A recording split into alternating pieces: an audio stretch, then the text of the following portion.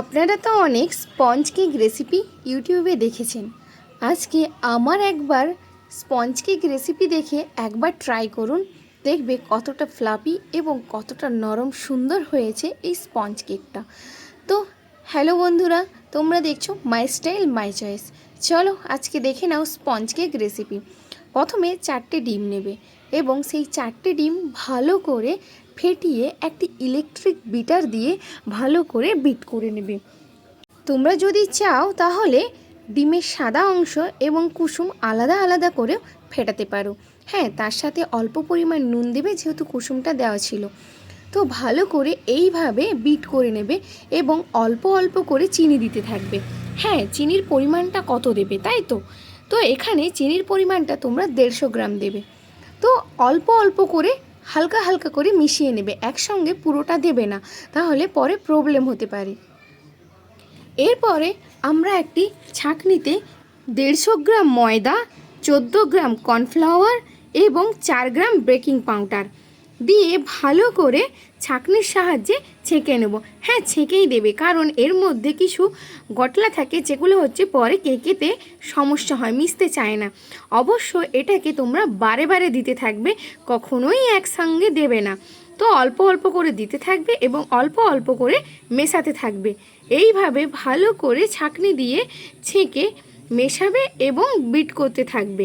তো ভালো করে মেশানো হয়ে গেলে আবার একটি ইলেকট্রিক বিটার দিয়ে ভালো করে মিশিয়ে নেবে, যাতে কেকটি নরম এবং ফ্লাফি হয়। এরপর আলাদা একটা পাত্রে 60 ml রিফাইন তেল এবং 30 ml মিল্ক আর 5 ml ভ্যানিলা এসেন্স, তো এগুলো দিয়ে ভালো করে একটু মিশিয়ে নেবে। মেশানো হয়ে গেলে তারপরে আমরা যে আলাদা করে ব্যাটারটা রেডি করে রেখেছিলাম, সেই ব্যাটারটাতে ওগুলো দিয়ে দিতে হবে। দেওয়ার পরে ভালো করে আরেকবার মিশিয়ে নিতে হবে। মেশানো হয়ে গেলে এটাকেও ইলেকট্রিক বিটার দিয়ে আরেকবার বিট করে নেবে। হ্যাঁ, এভাবেই কেকটা বানাতে হয়। তার সাথে তোমরা যদি পারো একটু অল্প পরিমাণ লেবুর রস দিয়ে দেবে। লেবুর রসটা দেওয়ার কারণ হলো ডিমের যে একটা গন্ধ থাকে, সেই গন্ধটা চলে যাবে।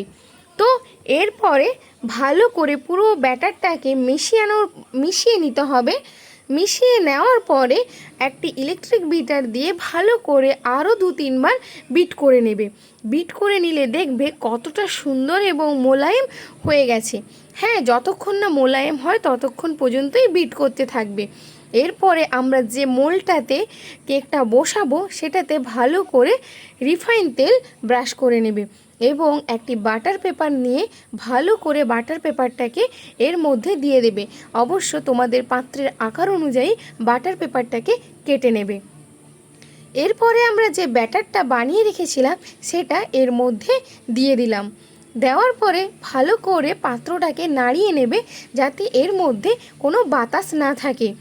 এভাবে নাড়িয়ে নেওয়ার পরে গ্যাসে একটি কড়াই রেখে সেটিতে 10 মিনিট ভালো করে প্রিহিট করে নেবে।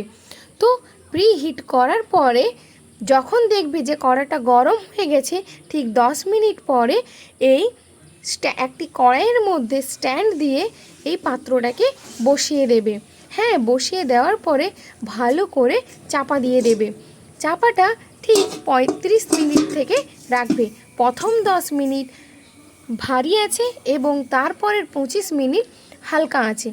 তো বসানোর পরে দেখবে এরকম ফুলে গেছে এবং একটি টুথপিকের সাহায্যে নিয়ে দেখবে এর মধ্যে কোনো লেগে নেই, অর্থাৎ আমাদের স্পঞ্জ কেক রেডি। আর একটুক্ষণ চাপা দিয়ে রাখবে, গরম গরম অবস্থায় খোলার চেষ্টা করো না। কিছুক্ষণ চাপা রাখার পরেই তোমরা এভাবে বানিয়ে নিতে পারো স্পঞ্জ কেক। থ্যাংক ইউ সবাইকে।